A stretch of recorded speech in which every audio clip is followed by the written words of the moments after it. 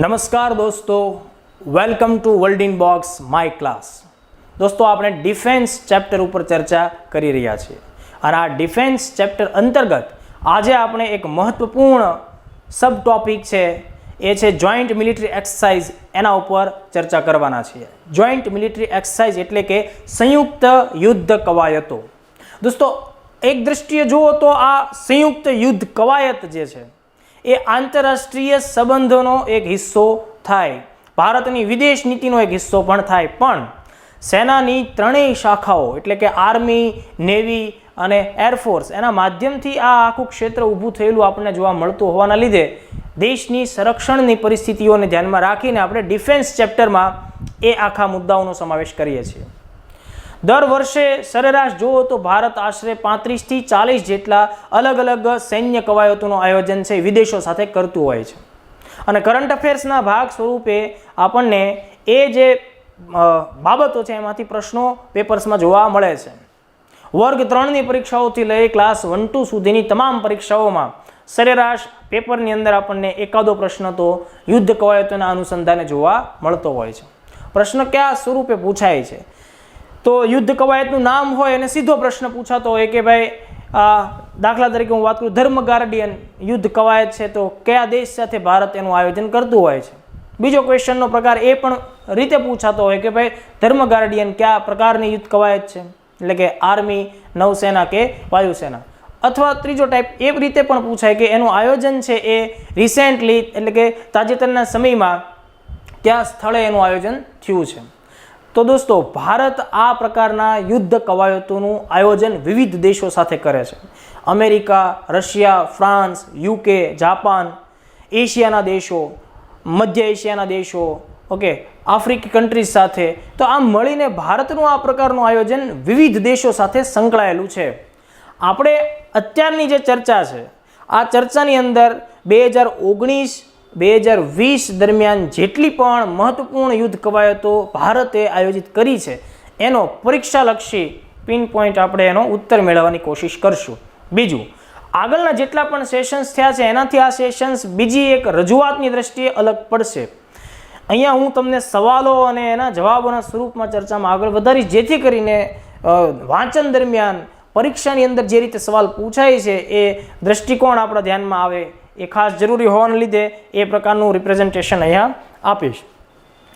પહેલો પ્રશ્ન આપણે ભારત અને ફ્રાન્સ વચ્ચે આયોજિત થતા વિવિધ યુદ્ધ અભ્યાસોને ધ્યાનમાં રાખીને ચર્ચામાં લઈ રહ્યા છીએ. તો ક્વેશ્ચન એ રીતનો છે કે ભાઈ ભારત અને ફ્રાન્સ દેશનું નામ બરાબર યાદ રાખો, એની વચ્ચે નિયમિત રીતે આયોજિત થતી વિવિધ સૈન્ય કવાયતોની જે જોડ આપેલી છે આ જોડમાંથી આપણે સાચી જોડને શોધવાની કોશિશ કરશું. તો જુઓ, બંને દેશો વચ્ચે નૌસેના કવાયત એટલે કે નેવલ એક્સરસાઇઝ જે આયોજિત થાય છે એનું નામ છે વરુણ. તો આ વાત સાચી છે.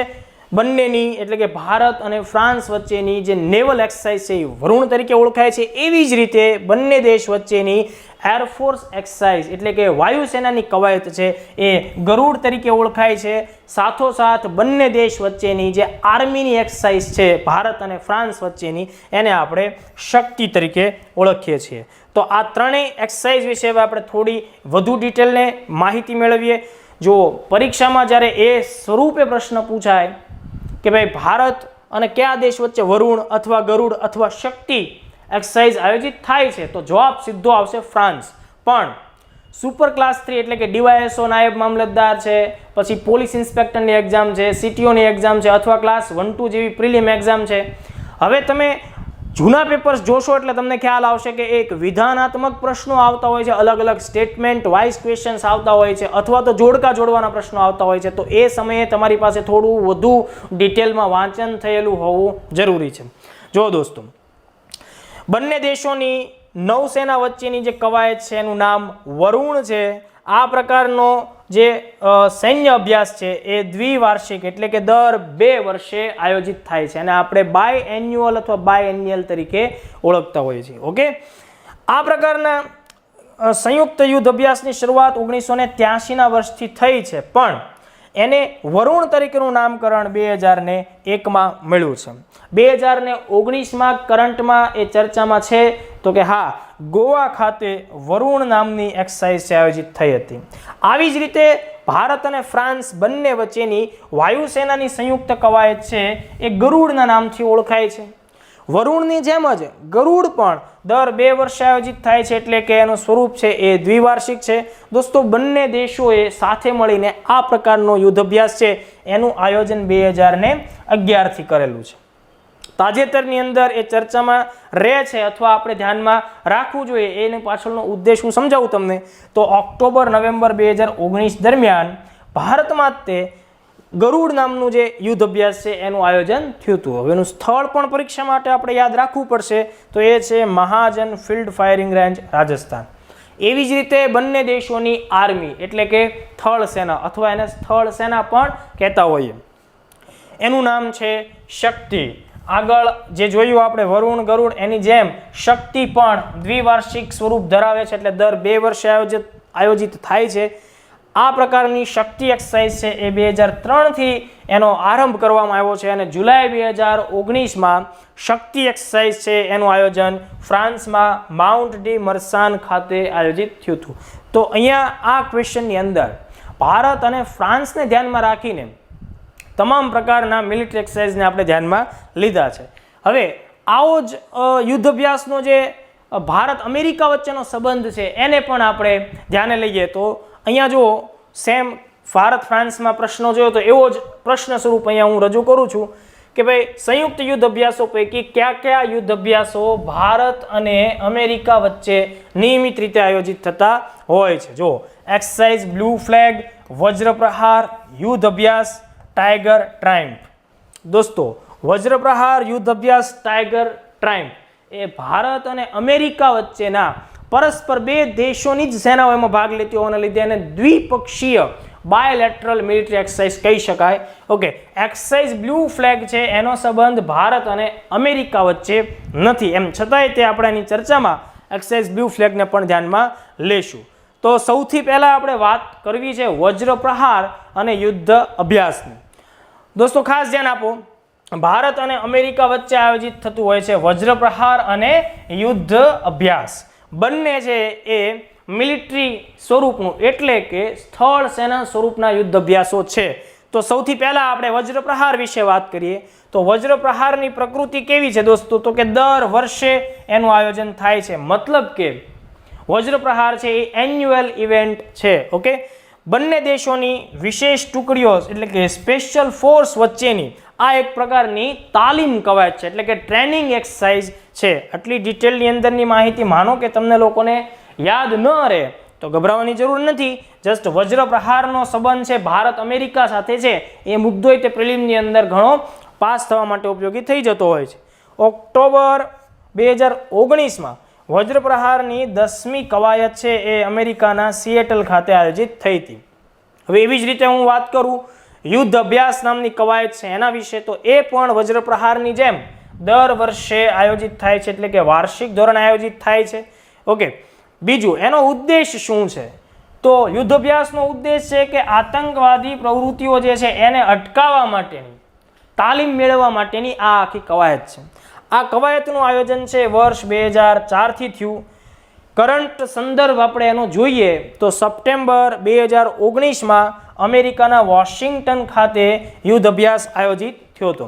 ત્યારબાદ ખૂબ જ મહત્વપૂર્ણ અને પરીક્ષામાં પૂછાવાની ઘણી બધા એની સંભાવના છે, એનો ચાન્સ છે એવો એક આપણે યુદ્ધ અભ્યાસ ધ્યાનમાં લઈએ છીએ. એનું નામ છે ટાઈગર ટ્રાયમ્ફ. દોસ્તો, ટાઈગર ટ્રાયમ્ફ ભારત અને અમેરિકા વચ્ચે આયોજિત થયેલી, ધ્યાન આપો, સૌ પ્રથમ ત્રિસેવા એટલે કે try service joint military exercise છે. ટ્રાય સર્વિસ જોઈન્ટ મિલિટરી એક્સરસાઇઝનો મતલબ એવો થાય દોસ્તો કે એક જ યુદ્ધ અભ્યાસની અંદર આર્મીની ટુકડીઓ પણ ભાગ લેતી હોય, નૌસેનાની ટુકડીઓ પણ ભાગ લેતી હોય અને એરફોર્સની ટુકડીઓ પણ ભાગ લેતી હોય. તો જ્યારે એક જ યુદ્ધ કવાયતમાં સેનાની ત્રણેય શાખાઓ છે એના માણસો ભાગ લેતા હોય તો આ પ્રકારનો યુદ્ધ અભ્યાસ હોય એને ત્રિસેવા યુદ્ધ અભ્યાસ કહેવાય. અગાઉ ભારત એકમાત્ર દેશ છે રશિયા કે જેની સાથે ત્રિસેવા યુદ્ધ અભ્યાસનું આયોજન કરતું આવી રહ્યું છે.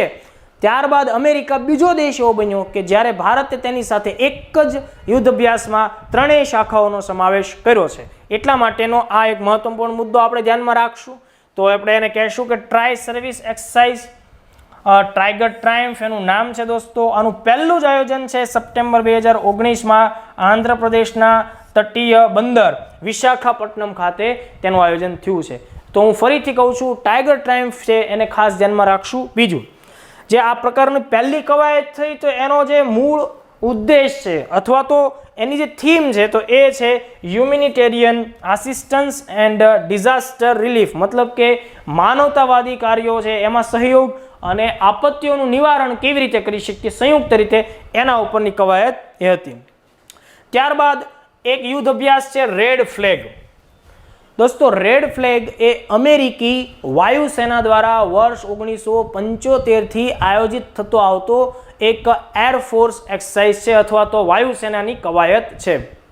1975થી અમેરિકા શું કરી રહ્યું છે, વર્ષે 4 થી 6 વખત, એટલે કે અલગ અલગ સમયાંતરે આખા વર્ષ દરમિયાન 4 વખત, કોઈક વખત 6 વખત આસપાસના મિત્ર દેશોની વાયુસેનાને આમંત્રિત કરી અને તેનો અભ્યાસ કરે છે. મતલબ એવું નથી કે રેડ ફ્લેગ છે એ અમેરિકા કોઈ એક પર્ટિક્યુલર એક દેશ સાથે જ તેનું આયોજન કરે છે. એ પોતાને મિત્ર લાગતા સમયાંતરે વિવિધ દેશોને આમંત્રિત કરે છે. ભારતને પણ અત્યાર સુધીમાં 2 વખત તેણે આમંત્રિત કર્યું છે. ઓકે, તો આ મુદ્દાને ધ્યાનમાં રાખશું. તો રેડ ફ્લેગનો સંબંધ અમેરિકી વાયુસેના સાથે થાય છે. શરૂઆત 1975થી થઈ છે. ઓકે, ભારત સૌ પ્રથમ 2008માં રેડ ફ્લેગની અંદર ભાગ લે છે. આવી જ રીતે ભારત 2016માં બીજી વખત રેડ ફ્લેગ યુદ્ધ અભ્યાસમાં ભાગ લે છે. ખાસ નોંધવાની બાબત એ છે દોસ્તો કે આ જ વર્ષે 3 થી 16 માર્ચ 2020 દરમિયાન રેડ ફ્લેગનું આયોજન થયું છે, જેમાં ભારતને આમંત્રિત કરવામાં આવ્યું નથી. એટલે કે 2020માં જે રેડ ફ્લેગ તાજેતરની અંદર આયોજિત થયો તેમાં ભારતે હિસ્સો લીધેલો નથી. તો આ મુદ્દો આપણે ખાસ જોશું. જેવી રીતે રેડ ફ્લેગ અમેરિકા સાથે સંકળાયેલું છે દોસ્તો, એવી જ રીતે બ્લુ ફ્લેગ નામનો વાયુસેનાનો અભ્યાસ પણ ચર્ચામાં રહેતો હોય છે. તો આ બ્લુ ફ્લેગ એક્સરસાઇઝ છે એ ઇઝરાયલની વાયુસેના એનું નિયમિત રીતે આયોજન કરતી હોય છે. બીજું, ભારતને પણ ઇઝરાયેલે બ્લુ ફ્લેગમાં ભાગ લેવા માટે એકવાર આમંત્રિત કરેલું છે. એટલા માટે આ મુદ્દો પણ પરીક્ષામાં ધ્યાને આવી શકે. તો યાદ રાખો, ઇઝરાયેલી વાયુસેના બ્લુ ફ્લેગનું આયોજન 2013થી કરી રહી છે. ઓકે, અને એ જે આયોજન કરે છે એ દર 2 વર્ષે એનું આયોજન કરે છે. આપણે શા માટે એને ચર્ચામાં લઈ રહ્યા છીએ તો કે ભાઈ 2017ના વર્ષમાં ઇઝરાયેલે ભારતને આમંત્રિત કર્યું હતું. તો 2017માં ભારતે બ્લુ ફ્લેગ એક્સરસાઇઝમાં ભાગ લીધો હતો, પણ નવેમ્બર 2019માં જે બ્લુ ફ્લેગ એક્સરસાઇઝ આયોજિત થઈ હતી એમાં ભારતને આમંત્રણ નથી. એટલે કે ભારતે બ્લુ ફ્લેગ 2019માં ભાગ લીધેલો નથી. આટલા મુદ્દા આપણે ખાસ ધ્યાનમાં રાખશું. ત્યારબાદ ભારત અને અમેરિકા વચ્ચે આયોજિત થતી માલાબાર એક્સરસાઇઝ છે દર વર્ષે આકર્ષણનું કેન્દ્ર, મતલબ કે જ્યારે સમયાંતરે દર દ્વિવાર્ષિક એનું નેચર હતું અને ત્યારબાદ વાર્ષિક નેચર છે, તો જ્યારે પણ આયોજિત થતું હોય છે ત્યારે એક આકર્ષણનું કેન્દ્ર બિંદુ હંમેશા બનતું હોય છે. દોસ્તો, માલાબાર એક્સરસાઇઝ છે એ સૌથી પહેલાં તો સમજી લો કે એ નૌસેનાની કવાયત છે. શરૂઆત ભારત અને અમેરિકાથી થઈ. 1992થી એનો આરંભ થયો. ત્યારબાદ સમયાંતરે ભારત દ્વારા જે કેટલાક પ્રકારના એવા કાર્યો કરવામાં આવ્યા, દાખલા તરીકે પોખરણની અંદર જે ઓપરેશન શક્તિ આયોજિત થયું. તો આ બધી જ જે ઘટનાઓ થઈ એના લીધે ભારત અને અમેરિકા વચ્ચેના જે સંબંધો છે એ થોડાક એની દિશા બદલાણી અને થોડો સમય માટે, થોડા વર્ષો માટે આ એક્સરસાઇઝ છે એને અટકાવી પણ દેવામાં આવી. ત્યારબાદ ફરીથી 9/11 એટલે કે 9/11ના હુમલા બાદ ફરીથી અમેરિકાની પહેલથી ભારતે અમેરિકા સાથે માલાબાર એક્સરસાઇઝ શરૂ કરી. એટલે એનો પ્રાઇમ હોસ્ટ કન્ટ્રી કોણ છે? આપણો દેશ ઇન્ડિયા. આગળ જતાં જાપાને પણ એમાં ઈચ્છા વ્યક્ત કરી અને વર્ષ 2015થી માલાબાર એક્સરસાઇઝમાં જાપાન પણ જોડાયેલું છે. તો વર્તમાન સમયમાં એના 3 પરમેનન્ટ મેમ્બર્સ કોણ થયા? America, India and Japan. હવે થોડી આપણે એની ડિટેલમાં ચર્ચાઓ લઈએ. તો યાદ રાખો દોસ્તો, માલાબાર કવાયત અમેરિકા, ભારત અને જાપાન વચ્ચે આયોજિત થતી એક ત્રિપક્ષીય ટ્રાયલેટરલ, કારણ કે 3 દેશ જોડાયેલા છે એટલા માટે વાર્ષિક નૌસેના કવાયત છે. આ ખાસ વિધાન તમારે ધ્યાનમાં રાખવાનું, પ્રિલિમમાં આ વિધાન ખૂબ જ મહત્વનું છે. બીજું, આ માલાબાર કવાયત છે એનો આરંભ ભારત અને અમેરિકા વચ્ચે દ્વિપક્ષી એટલે કે માત્ર 2 જ દેશ એમાં શરૂઆતમાં ભાગ લેતા હોય બાયલેટરલ કન્ડિશન મુજબ અથવા બાયલેટરલ સ્વરૂપે એનો આરંભ થાય છે 1992 થી. પણ મેં તમને હમણાં વાત કરી એમ કે જાપાન છે એનો કાયમી સદસ્ય બન્યો વર્ષ 2015માં. તો અહીંયા પ્રિલિમમાં 2015 ને ધ્યાનમાં રાખીને પ્રશ્ન નીકળી શકે, તમારે એને ખાસ ધ્યાનમાં રાખવાનું. મેં તમને વાત કરી એ મુજબ કે 1998 બાદ ભારત અમેરિકાના સંબંધોમાં થોડો બદલાવ આવેલો અને એ સમયને લીધે માલાબાર કવાયતને પોસ્ટપોન કરવામાં આવેલી, અટકાવી દેવામાં આવી, પણ ફરીથી 2002 થી એનો આરંભ થઈ ચૂક્યો છે. બીજું, સપ્ટેમ્બર 2019માં માલાબારની 23મી કવાયત છે એ જાપાનમાં આયોજિત થઈ હતી. એટલા માટે આપણે આને ધ્યાનમાં ખાસ રાખવું પડે. આવનારા સમયમાં કરંટ પોઈન્ટ ઓફ વ્યૂથી આપણને આ પ્રશ્ન પૂછી શકાય. બીજું, આવનારા સમયમાં આ કવાયતનું મહત્વ વધવાનું છે, કારણ કે તમે જાણતા હશો કે ભાઈ હિન્દ મહાસાગર અને પેસિફિક મહાસાગર એના જે દેશો છે એમાં સૌથી વધુ જો રાજકીય રીતે કોઈ એક પ્રશ્ન હોય તો ચીનની વિસ્તારવાદી નીતિનો છે. એટલા માટે થઈ અને ચીનથી જે કોઈ પણ દેશોને ગભરાટ છે, થોડો ઘણો ખતરો અનુભવે છે, એ બધા દેશો માલાબાર કવાયતની અંદર પોતાની હિસ્સેદારી નોંધાવવા માટેની કોશિશ કરશે. શક્ય છે કે આવનારા સમયમાં સિંગાપોર, ઓસ્ટ્રેલિયા એવા બધા દેશો પણ આનો હિસ્સો બને. પણ હાલ પૂરતી જ્યારે હું આ ચર્ચા કરી રહ્યો છું ત્યારે તમારે 3 દેશોને ખાસ ધ્યાનમાં રાખવાના થાય. ત્યારબાદ દોસ્તો આપણે ત્રીજા ક્વેશ્ચન તરફ આગળ વધીએ. ભારતનો જે પાડોશી દેશ છે, મતલબ પાડોશી દેશ એટલે કે દક્ષિણ પૂર્વી એશિયાઈ દેશ છે, એની સાથે ભારત નૌસેના કવાયતનું આયોજન કરે છે, સમુદ્ર શક્તિ. દોસ્તો અહીંયા જે 4 ઓપ્શન છે એમાંથી સાચો જવાબ આવશે ઇન્ડોનેશિયા. આસિયાન કન્ટ્રી ઇન્ડોનેશિયા છે એની સાથે ભારત નિયમિત રીતે સમુદ્ર શક્તિ નામની એક નૌસેના કવાયત આયોજિત કરે છે. જાણવા જેવા મુદ્દા આમાંથી આપણે કયા યાદ રાખશું? તો સમુદ્ર શક્તિ છે એની શરૂઆત 2018 થી થઈ અને એનું પહેલું આયોજન છે એ ઇન્ડોનેશિયાના સુરબાયા આઇલેન્ડ ખાતે કરવામાં આવેલું હતું. સુરબાયા બંદર અને એના આઇલેન્ડ ખાતે એનું આયોજન થયું હતું. ત્યારબાદ નવેમ્બર 2019માં સમુદ્ર શક્તિની બીજી કવાયત છે એ ભારતમાં વિશાખાપટ્ટનમ ખાતે આયોજિત થઈ હતી. દોસ્તો ઇન્ડોનેશિયા આસિયાન કન્ટ્રીઝમાં એક મહત્વપૂર્ણ સ્થાન ધરાવતો મેમ્બર છે અને ભારતના ઇન્ડોનેશિયા સાથેના સંબંધો સાંસ્કૃતિક, રણનીતિક, ભૌગોલિક તમામ રીતે મહત્વના છે. તો આપણે આ સમુદ્ર શક્તિને ધ્યાનમાં રાખશું. આના ઉપર ચીફ ઓફિસર એક્ઝામમાં પ્રશ્ન પૂછાઈ પણ ગયો છે કે સમુદ્ર શક્તિ કવાયત છે કયા 2 દેશ વચ્ચે આયોજિત થતી હોય છે. તો આટલા મુદ્દાને આપણે ધ્યાનમાં રાખશું. ત્યારબાદ ચોથો પ્રશ્ન જોઈએ. આ એક પ્રશ્નની અંદર આપણે 3 યુદ્ધ કવાયતો છે એને ધ્યાનમાં લઈ લઈએ છીએ. ઓકે, જુઓ, મિત્ર શક્તિ ભારત અને શ્રીલંકા વચ્ચે આ વિધાન સાચું છે અથવા જોડ જે છે એ સાચી છે.